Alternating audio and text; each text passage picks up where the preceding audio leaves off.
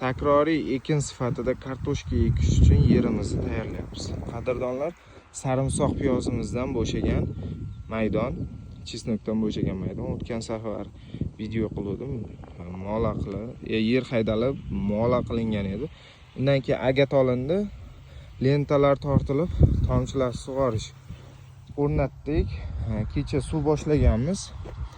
Bu tomonimiz, bu kartamiz kechasi suv qo'yilgan holati. Xo'p, endi bu tomonni sug'oryapmiz. Xo'p, suv ichib bo'lgandan keyin bu tomchilar sug'orish lentasini, layfletlarni hammasini yig'ishtiramiz va ekib bo'lgandan keyin yana qaytadan joyiga o'rnatamiz. Eslatib o'taman, bizda oqar suv yo'qligi uchun mana shunday ish ketyapti. Bizni kuzatib boring, qo'llab-quvvatlashni unutmang. Hammangizga rahmat.